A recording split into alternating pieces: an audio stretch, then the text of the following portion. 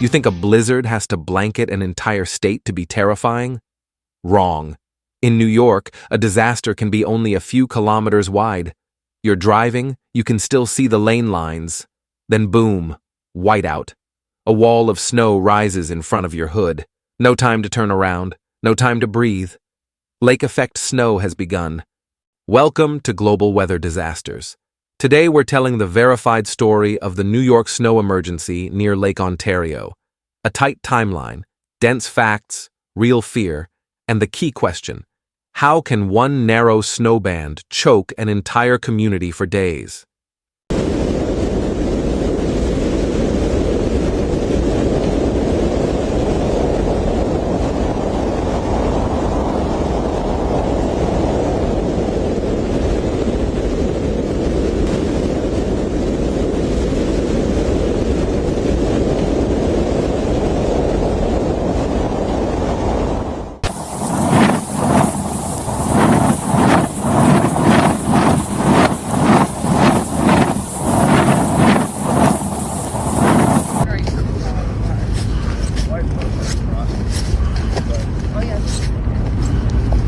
Amazing. Both getting to the point where look at this. Like fall into it. Yeah. So she's like. Before the timeline, one rule: lake effect doesn't fall evenly. It falls accurately, like a nozzle locked on target. When winds line up with the lake, air keeps loading moisture, then dumping it on one corridor. If that band stalls, hour after hour stacks into disaster. In late December 2025, Arctic air surged into the Great Lakes. On December 29th, Governor Kathy Hochul expanded a statewide emergency, warning that strong winds and whiteouts could turn roads into traps. The message underneath: this wouldn't be a one-night inconvenience. Then Lake Ontario chose a wind direction, and the eastern corridor took the hit. In the field footage, Pulaski, Mexico, Boylston, Hannibal, Granby, Lacona, Sandy Pond, Sterling, Fairhaven, quiet names, but right under the snow runway. Here, you don't drive through the storm drives through you.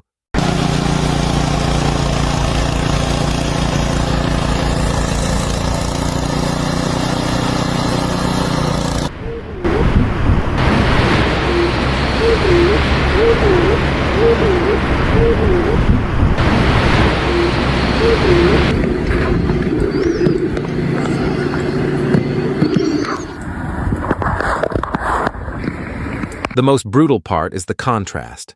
One street still has porch lights, the next is a white void. You look outside and think it's fine, and that's lake effect's favorite moment, when people decide wrong. A tiny wind shift and the band jumps onto your route. Everything collapses in seconds.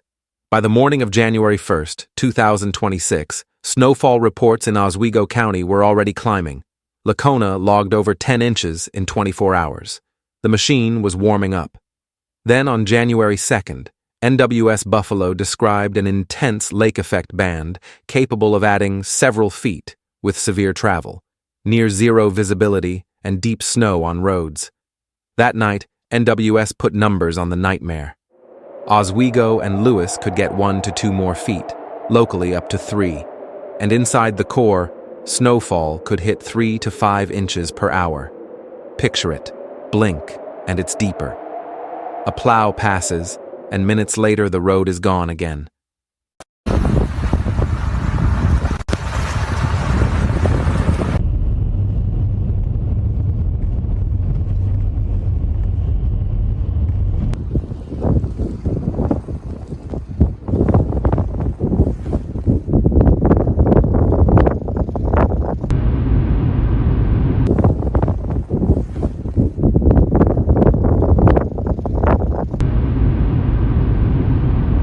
Fulton, in Oswego County, became a hotspot. Mayor James A. Rice called it an exceptionally severe lake effect storm, with reports up to 36 inches. A travel advisory at 9 a.m. City Hall closed at midday. Then, at night, snow emergency, because without it, the plows couldn't save the town. Why does a snow emergency matter? Because in a blizzard, the enemy of the plow isn't only snow, it's cars parked wrong, cars stuck, cars abandoned in the lane.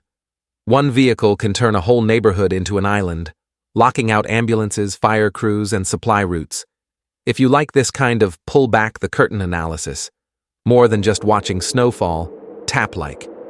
One click helps this reach people living in snowbelt zones. And if you want more short, clear breakdowns of extreme weather, consider subscribing. Local coverage reinforced the warning.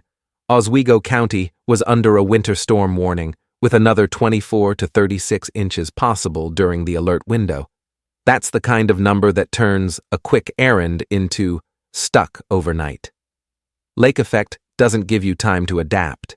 It changes the scene mid-trip.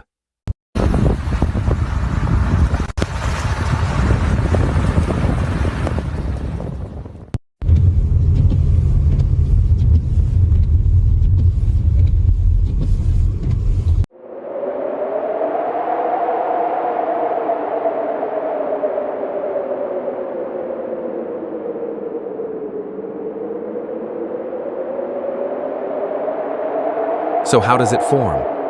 Arctic air races over a relatively warmer, unfrozen lake.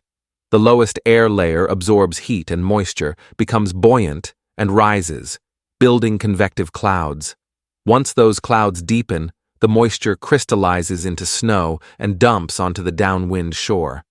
The fuel is the lake surface, but it becomes a laser only when winds stay steady. They must remain consistent so the band doesn't shred, and aligned so the fetch, the distance air travels over water, stays long. Longer fetch means more moisture. More moisture means a stubborn band, and a small wind shift can move the core fast. Then Tug Hill Plateau amplifies everything. The band surges inland, hits higher terrain, gets forced upward, and snowfall intensifies. At the same time, wind reorganizes fluffy snow into drifts like walls, refilling roads that were just cleared.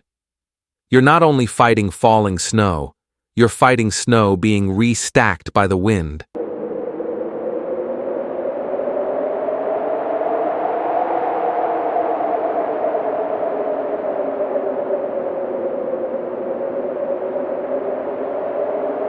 The scariest moment is the whiteout. Heavy snow plus crosswinds erase lane lines, shoulders, even signs. Your brain loses its reference points. You can drift out of your lane without knowing. And because the change happens so fast, some people barely get out an "oh" before everything goes silent. Lake effect is also a trap of trust. Stand outside the band and the warning feels overblown. But the band can slide a few kilometers and suddenly you're under it. Safe at 8 o'clock can become dangerous at 8:15. So don't trust your eyes. Trust the zone-based warnings and hourly updates. In context, nor'easters spread wide and resources can be distributed. Lake effect is the opposite. Narrow but deep, forcing everything into one corridor. And the same mechanism exists in Japan as sea effect snow. Cold air crossing warm water, dumping bands onto the coast. Same formula, same lesson.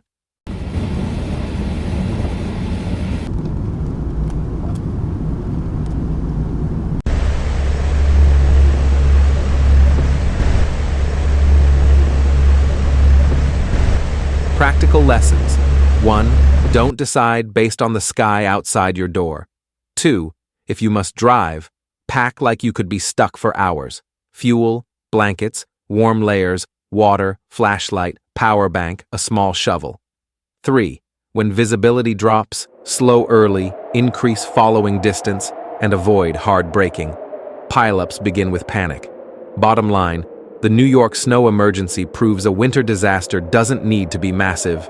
If the lake is open, the cold air is deep, winds align, and terrain amplifies it. One narrow band can bury a community. If you live in the snowbelt, prepare early, because here, weather can change in seconds.